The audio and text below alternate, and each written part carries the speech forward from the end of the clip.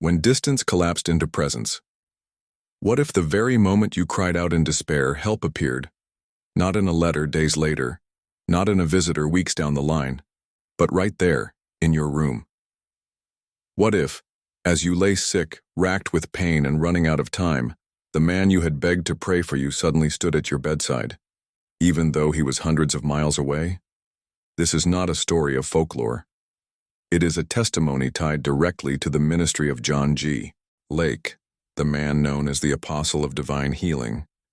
It is a story in which time zones and train schedules became irrelevant, where telegrams, the fastest communication of the day, lagged behind the speed of prayer. Picture it, a family desperate enough to send urgent messages across the country, begging for prayer. They knew Lake was in Spokane, leading his healing rooms. They knew he could not possibly arrive in time. Yet their faith was that distance was no barrier to God. Lake received the request and did what he always did. He prayed, not timidly, not half-heartedly, but with the conviction that when heaven speaks, earth must respond. And in that moment, in a room far away, the sick individual lifted their eyes and saw something no one expected. John G. Lake himself, standing there close enough to touch, his hand outstretched in compassion, his voice steady, his prayer filled with authority, and just as surely as if he had traveled there in the flesh, the sickness broke, and life returned. Later, letters would confirm the timing. Witnesses swore that the vision was no mere dream, but as tangible as reality. Lake had not left Spokane, yet he had been seen elsewhere, ministering as though space itself had folded to obey the hand of God. Before we dive into this extraordinary testimony, let me ask you, do you believe God still moves beyond what we can see? If you do, then pause right now, hit the like button, share this story with someone who needs hope, and make sure you subscribe to this channel. Because every week, we bring you documented accounts of miracles that defy reason, but demand belief. Now stay with me, because what you're about to hear is not just the story of one person's healing. It's the story of how God, master of time and space, collapsed the distance between a man on his knees in Spokane and a sufferer hundreds of miles away. And by the time you reach the end, you may find yourself whispering, "I believe." The cry that crossed miles. The story began not in Spokane, but in a modest farmhouse hundreds of miles away. It was the kind of place built by calloused hands and steady determination. Weathered boards, a roof patched more than once against winter storms, and fields that stretched far enough to remind its owners daily of both labor and blessing. Inside that farmhouse, however, life had slowed to a halt. A sickness had settled over the family, not the kind that yields to a day of rest or a cup of broth, but a relentless condition that tightened its grip with each passing week. The mother, strong and steady by nature, now lay confined to her bed. What began as exhaustion had grown into something darker, a gnawing pain, a fever that burned, and weakness so profound she could barely lift her head from the pillow. The doctor had come once, twice, 3 times. Each visit ended with the same sober shake of the head. Medicine eased symptoms but brought no cure. Finally, on his last visit, he placed his satchel down by the door and looked at the husband with a heaviness no man wants to carry. "I'm afraid," he said quietly. "There is nothing more I can do. You should prepare." Prepare. The word sank like stone into the father's chest. Prepare meant widowhood. Prepare meant children growing up without their mother. Prepare meant funerals instead of birthdays. He nodded numbly as though accepting the pronouncement, but inside him a war raged.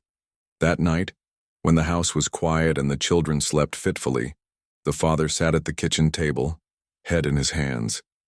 He remembered stories he had heard, stories passed from neighbor to neighbor, spreading like wildfire across the Midwest. Stories of a man in Spokane named John G. Lake. They said he prayed for the sick, and they were healed. They said blind eyes opened, fevers broke, and even the dead rose under his ministry. He was called the Apostle of Divine Healing, and his healing rooms were crowded daily with the desperate and the dying. The father had dismissed such tales before, Too good to be true, too far away. But tonight was different.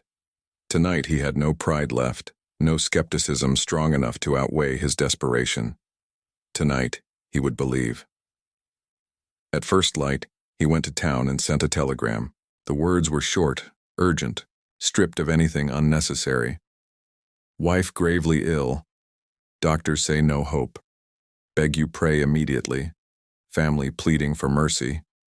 He signed his name with a trembling hand and watched as the clerk tapped the message into the machine, the rhythmic clicks carrying his cry into wires that stretched across the nation. It was out of his hands now. Back at the farmhouse, hours dragged like days. The sick woman drifted in and out of restless sleep, sometimes muttering incoherent prayers, sometimes staring blankly at the ceiling. The children hovered in the doorway, too frightened to speak, clutching each other in silence.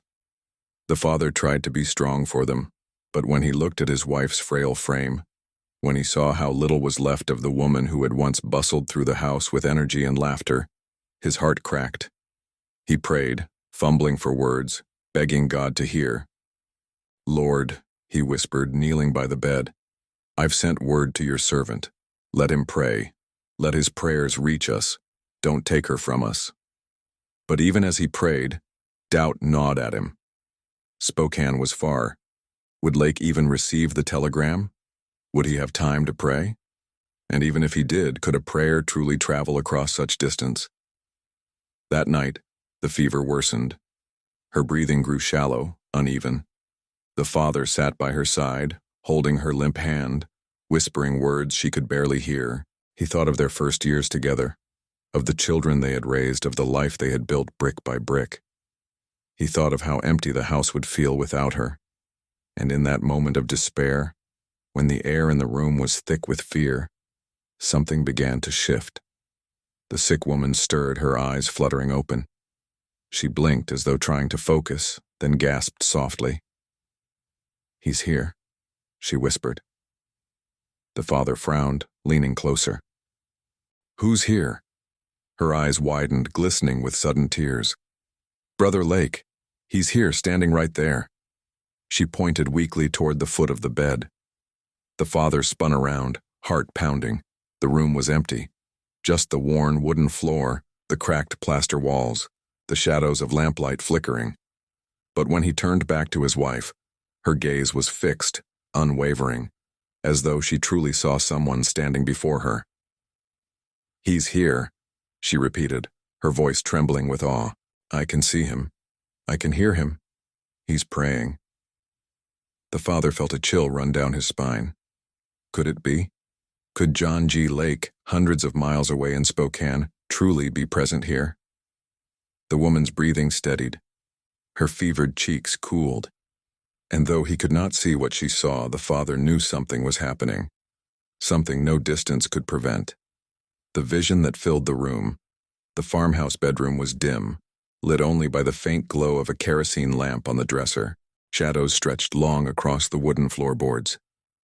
The father sat rigid in his chair, clutching his wife's frail hand, while the children lingered silently in the doorway, sensing that something unseen was happening. The sick woman's eyes were fixed on a single point at the foot of her bed. Her lips trembled as though caught between fear and awe. She whispered again, this time louder. "It's him, John G. Lake. He's standing right there." The father swallowed hard.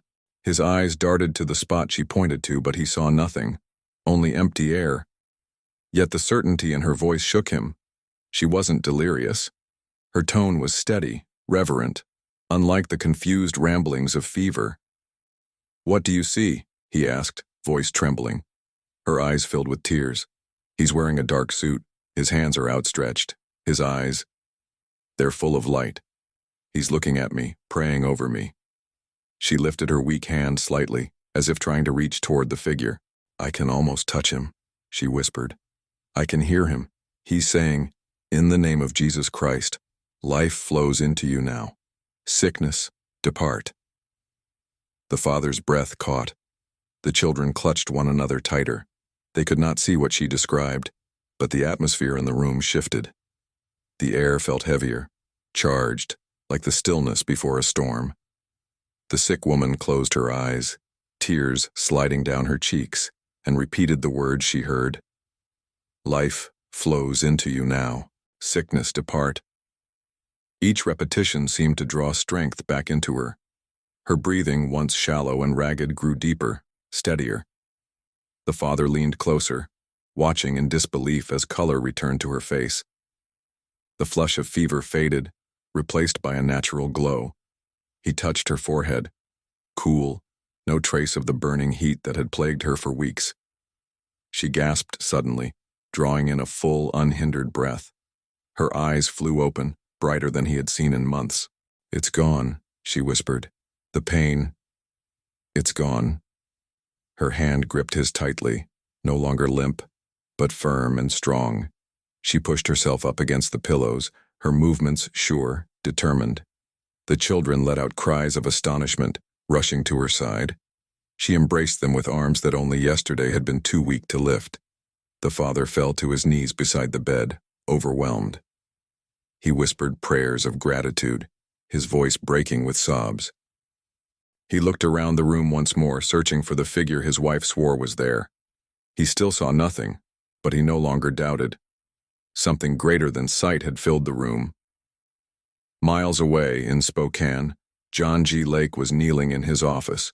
The telegram sat unfolded on his desk, its desperate plea still fresh in his mind. He prayed as he always did, not with frantic words, but with quiet authority. "Father, you know this family. You know this need. By the name of Jesus Christ, let her be healed. Let life return." As he prayed, he felt something shift within him. It was as though the walls of his office fell away, and his spirit stood in another place. He could sense her frailty, feel the weight of her suffering. He extended his hand as if to lay it upon her, though no one else in the Spokane healing rooms could see what he was doing. And in that farmhouse bedroom, the woman saw him. She heard the words he spoke.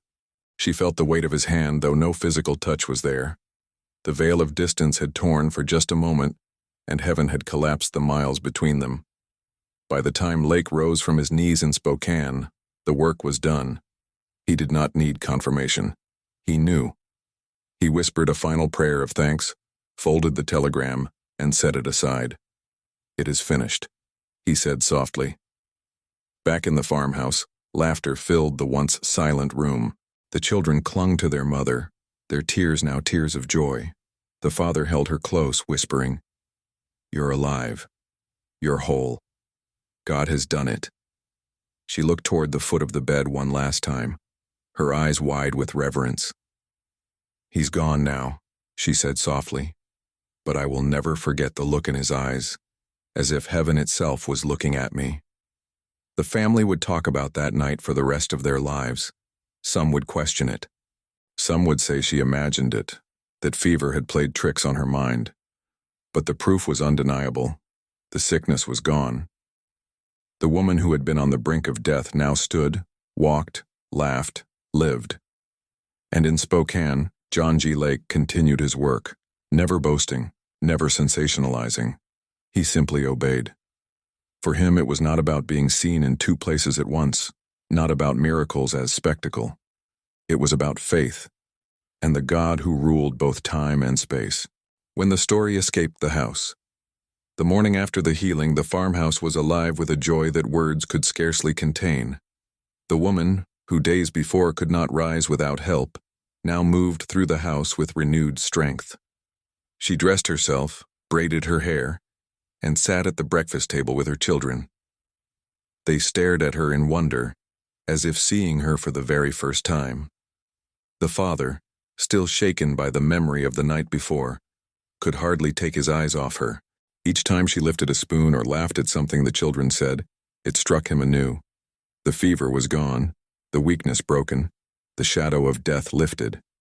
But in rural towns, miracles do not stay hidden for long. By mid-morning, a neighbor dropped by to check on the family. Expecting sorrow, she instead found the mother radiant, serving biscuits and pouring milk as if sickness had never darkened the house. The neighbor gasped. "But how?" "We heard she was near death." The father, with tears brimming, told the story. The telegram, the desperate prayer, the sudden vision of John G. Lake at the foot of the bed, the words spoken, and the instant turnaround. His voice shook as he recounted it, but his conviction was clear. God heard us. He sent his servant here, though he never left Spokane. We saw it with our own eyes. The neighbor hurried away, and by evening the story had already traveled the length of the small community. Families whispered about it around dinner tables. Farmers discussed it at the feed store, and children repeated it in hushed tones at school. Soon more visitors came to the farmhouse, each one asking the same question: "Is it true?" And each time the mother herself stood tall, her face glowing with health, and said, "Yes, I was dying. But God sent John Lake to pray for me. I saw him as surely as I see you now." The impact was immediate. Skeptics shook their heads, muttering about fever dreams and overactive imaginations. But the evidence could not be denied. A woman once bedridden now stood in their midst, restored. The very sight of her silenced the sharpest tongues. Within a week, word reached the town physician, the same man who had given up hope. Reluctantly, he returned to examine her. He expected relapse, perhaps some temporary rally. Instead, he found a woman fully well. Her pulse was strong, her lungs clear, her body free from the disease that had wasted her for months. He frowned, checked again, and finally shook his head. "It's gone. All of it. There's no trace. I cannot explain it." The father spoke firmly, his eyes locked on the doctor's. "You don't need to explain it. God did it." The physician said nothing more. He left quietly, but in the weeks to come, even he could not stop repeating the story in cautious tones. "I don't know how, but she's well. Something happened in that house." Letters began to circulate. Relatives who lived miles away wrote asking for the full account. The father sat down by lamplight, pen scratching across paper as he described each moment in detail. The telegram sent, the vision seen, the prayer spoken, the healing confirmed. He wrote not with flowery language, but with the raw urgency of a man desperate to preserve every detail. Those letters found their way into churches, where pastors read them aloud to congregations hungry for hope. In one service, a minister paused mid-sermon, unfolded the letter, and declared, "This is proof that God still moves today. Distance means nothing to him." The congregation erupted in prayer, some weeping openly, others shouting praises. In Spokane, weeks later, a letter arrived for John G. Lake himself. Inside, the father had written, "Brother Lake, when you prayed for my wife, she saw you standing at her bedside. She heard your voice. She felt the sickness leave. We know you never left Spokane, yet we know you were here. Our home is filled with joy again. We will never stop telling this story." Lake read the words quietly, then folded the letter and bowed his head in thanks. He was not surprised. To him, this was simply God doing what he had always done, answering the cry of his people, bending time and space to meet their need. But for the family and the community, it was life-altering. Prayer meetings swelled with new faces. People once indifferent to faith now leaned forward in pews, desperate to know more about the God who could send a man's presence across miles. Neighbors began bringing their own sick relatives, saying, "If God healed her, he can heal us too." And through it all, the mother carried herself not as a celebrity, but as a witness. She told her story with humility, always pointing back to God. "I saw John Lake," she would say, "but what I truly saw was the power of Jesus Christ. It was his hand that healed me." The legacy of a distant touch. As weeks turned into months, the story of the farmhouse healing refused to fade. Instead, it grew, spreading far beyond the dirt roads and wooden fences of that small community. What began as whispers around kitchen tables became the centerpiece of sermons, the headline of newsletters, and the heartbeat of renewed faith across entire congregations. In the local church, the pews filled faster than they had in years. Men who once scoffed at faith now sat quietly with their hats in their hands, listening as the mother stood at the front and shared her testimony. Women who had long carried their own burdens of illness clutched handkerchiefs, weeping as she described the moment she saw John G. Lake standing by her bed, his presence as real as the wood beneath their feet. Every time she spoke, she said the same thing. I saw him, yes, but it was Jesus who healed me. Brother Lake was the vessel, but Christ was the source. The congregation would nod, some wiping away tears, others lifting their voices in prayer, and each telling seemed to breathe new courage into the room. Beyond the town, letters carried the testimony into other cities. Pastors copied them word for word and read them aloud during services. Small Christian newspapers printed the account under headlines like "Healed at a Distance, a Modern Miracle," and "God's Power Beyond Boundaries." The story traveled farther than any of them imagined, riding the rails in folded envelopes, tucked into Bibles, retold from pulpits across the Midwest. And with each retelling, the central truth remained: distance was no barrier to God. In Spokane, the healing rooms were already overflowing, but this story brought a new kind of expectation. People began arriving not only for hands laid upon them, but for prayer that could reach beyond the city limits. Families brought photographs of sick relatives hundreds of miles away, laying them before Lake and asking, "If God could send you to her, he can reach my brother, my sister, my child." Lake himself never boasted about the event. When pressed, he would smile softly and say, "The Spirit of God is not bound by time or space. When he sends, he makes a way." To him, it was not about his presence, but God's. He reminded everyone that what happened in that farmhouse was not the work of a man, but the work of heaven. Still, he recognized the impact. In one meeting, he said, "If God can answer across 1,000 miles, then do not doubt he can answer in your own home tonight. His arm is not shortened. His Spirit is everywhere." The crowd erupted in prayer, some kneeling, others crying out, emboldened by the testimony they had heard. For the family in the farmhouse, life resumed with newfound joy. The mother, once bedridden, now worked in her kitchen again, kneading dough, humming hymns, and watching her children run freely through the yard. Neighbors who visited found not only a healthy woman but a home filled with peace, as if the very air had changed since that night. The father, once broken under the weight of despair, became a quiet preacher in his own right. He told the story to anyone who would listen, at the feed store, in the fields, even to strangers on train platforms. His voice carried the conviction of a man who had seen death retreat in a single night. "I saw her slipping away," he would say, "and I saw her restored. Don't tell me God doesn't hear. Don't tell me distance matters. I was there when heaven came into my house." Over the years, the testimony took on a life of its own. Children who had been too young to understand grew up retelling it to their own families. Some said, "I was in the room. I saw Mama's face change. I heard her say she saw Brother Lake." Others spoke of the transformation in their father, of how the miracle had not only healed their mother, but reshaped the faith of their entire family. Skeptics continued to question. Some dismissed it as exaggeration, others as fever-induced hallucination. But their voices grew faint against the living evidence. A woman who had been as good as dead, now thriving for decades after. Her very existence was the rebuttal to their doubts. For the wider movement, the farmhouse healing became a reference point, proof that the ministry of John G. Lake carried not just local, but global reach. It was cited in newsletters, quoted in sermons, and included in later compilations of his works.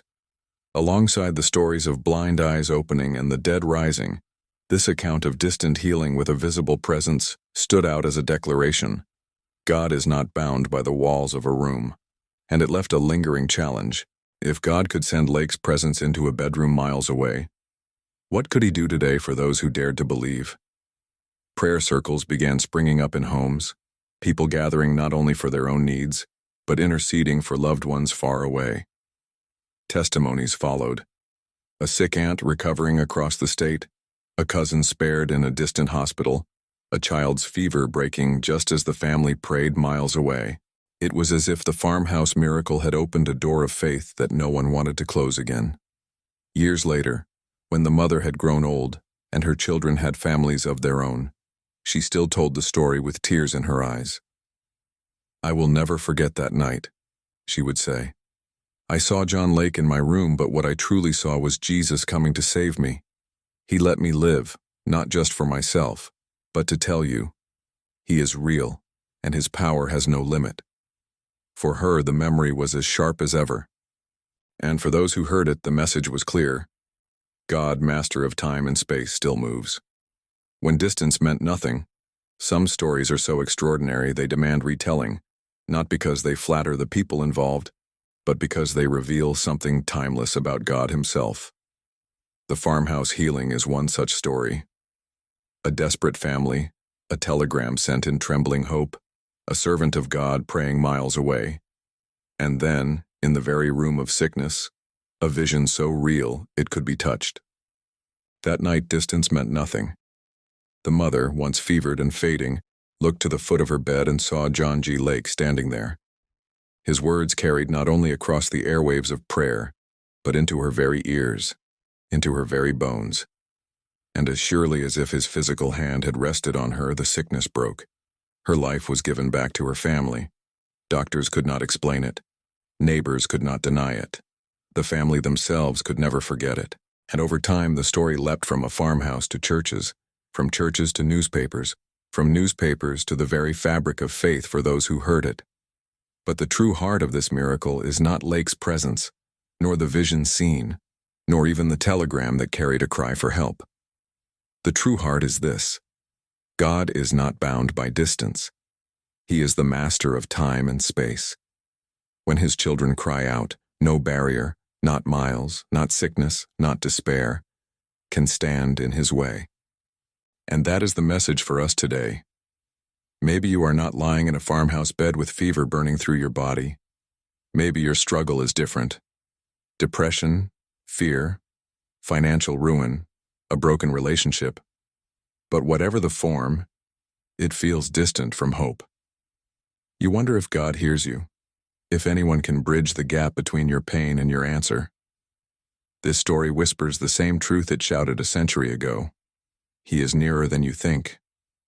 When Lake prayed in Spokane, he had no guarantee of the outcome. He simply trusted that God's Spirit could travel where no train or telegram could reach in time. That trust was enough, and it is still enough today. So as you listen, don't just hear this as history. Hear it as invitation. The God who collapsed miles that night can collapse the miles between your need and His answer. He can step into your room, into your crisis, into your loneliness. You may not see a vision of John G. Lake at your bedside, but you can know with certainty that Christ Himself is closer than your breath. The farmhouse miracle became more than a testimony. It became a seed. It inspired prayer circles, letters of intercession, gatherings where believers stretched their faith across towns and states. And in those gatherings, more testimonies sprouted. Because faith, once ignited, rarely stays contained. Today I want to challenge you. Let this story ignite something in you. Don't let it be just another tale you heard on a channel.